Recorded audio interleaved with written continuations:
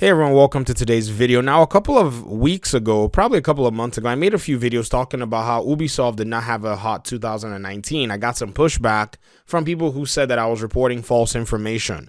Well, guess what? It finally has come out. Ubisoft is now making some PR moves in announcing that they're trying to re-strategize the direction, the creative direction of their games. And many are saying that this is mostly due to the way they did not get good sales from the Division 2 and Ghost Recon Breakpoint.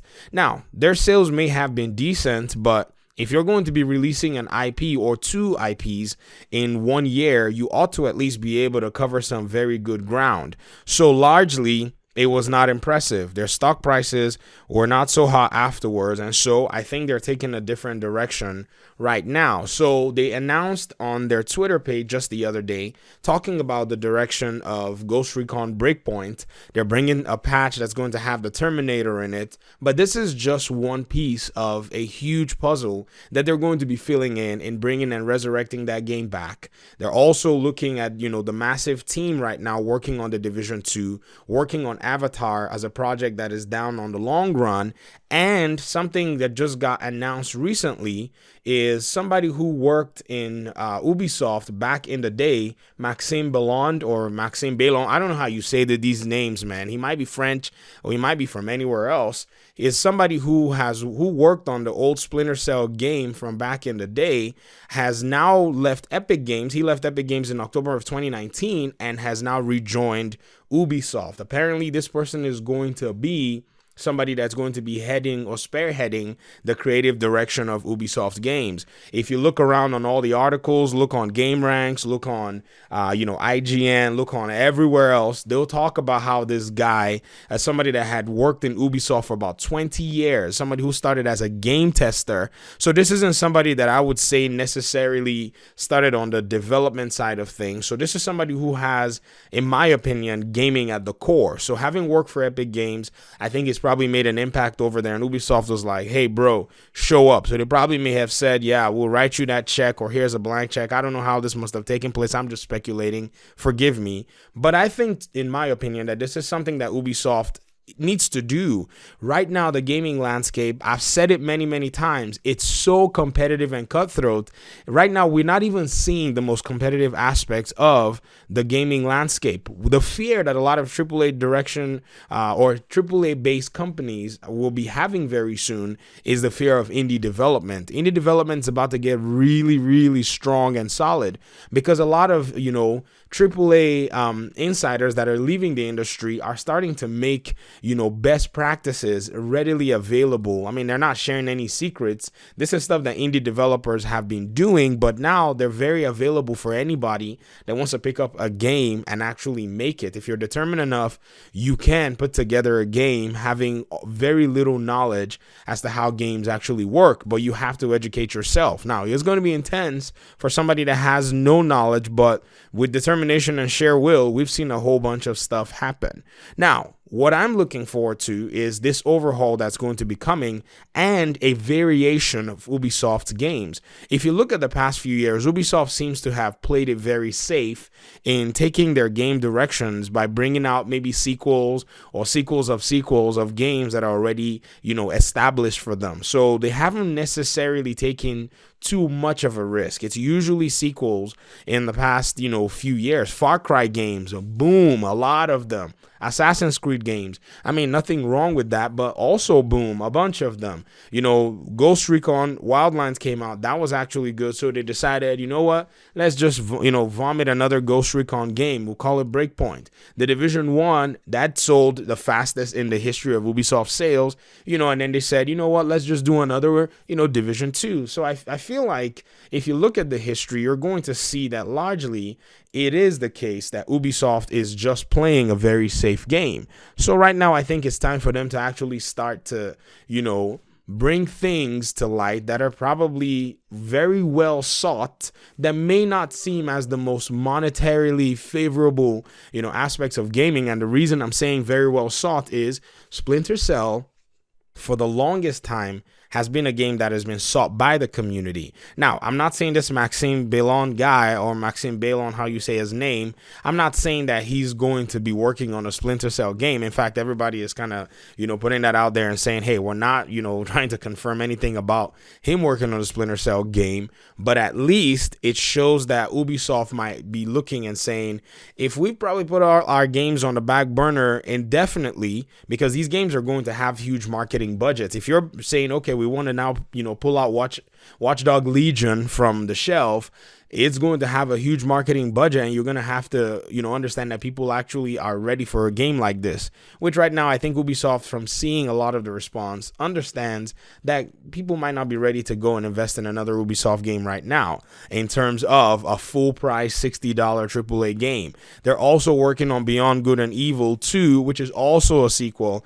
My goodness, where is a new IP from a company that is very, very capable of putting something like that together? There's also talk about another Assassin's Creed game in the works. So it seems like right now might be the time that we need to start seeing something fresh from the company, or at least they need to maybe go back and, put these games on the back end long enough for people to at least miss them before they eventually start releasing them. Like, Assassin's Creed Odyssey and Origins are still games that are currently being played by their player base right now. As crazy as you may think it is, even Syndicate is getting some gameplays, getting some hits here on YouTube. If you just scroll around the neighborhood, you'll see videos being published in the past few days for these particular games. So right now, these games have not necessarily played out their play cycle enough, in my opinion, for them to start bringing new versions to the table. Many people have talked about a Division 3. I don't think that needs to be a thing.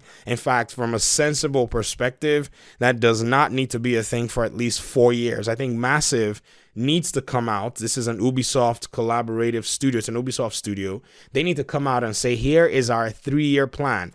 5 years seems like a big commitment. They're about to get Avatar out on, and that's going to be coming out in the market. Nobody knows if that's going to be a multiplayer or just a single player experience.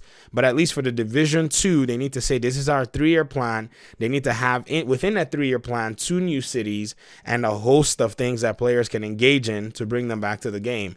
I think that's the way it needs to go for them. And so these are some of the moves that we're seeing being made. I've always said, Ubisoft, as imperfect as they may be, they are my favorite publishing, company. Now, CD Projekt Red is my most respected because that for sure they have the respect of the entire gaming community. But from a creator perspective, there are things that Ubisoft makes available for, creating content that a lot of other companies don't. And Ubisoft is, much younger than these companies, and Ubisoft is willing to actually put themselves out there in that way. Now, if you're not a creator, you probably don't know what I'm talking about, but if you are, it makes a lot of legitimate sense to you. So that's why I'm cheering for Ubisoft to win. By all means, they need to win. We know that CD Projekt Red seems like they're positioned to win as well, and I think that's that's just maybe one of the primary factors right now that's driving this much needed change within this company. Now, a few things that I hope will happen in light of all this. I hope that microtransactions will have to take the back burner, and they can just bring games to the market that are very enjoyable. Sometimes you might just have to eat a loss for you to be able to make the gains in the future. Players have to be happy. They have to experience your games as a fun experience, and then eventually down the road, if you say you want to do cosmetics, then you can get the input of player bases. I don't think if you have a community that's happy with you and you say, hey guys, we're looking to bring some cosmetics into the game. So this week, we want you to vote on what cosmetic you want to see in the game that you can work towards or you can buy in the cosmetic store. People will vote if they're happy about the state of your game. They'll say, sure, bring the stupid microtransactions in. It's not really a big deal. But when you go put microtransactions in the front and you don't put gameplay, you're going to take a huge hit, a bigger financial hit, something like what just happened in 2019. So that's pretty much my estimation of where I think things will be going.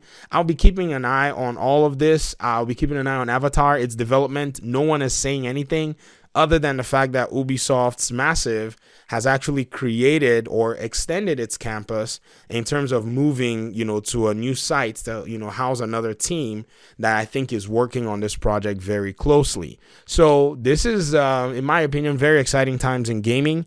I think we're going to be seeing very, very good games show up in the market very soon. I don't think there's going to be a lot of room for error anymore.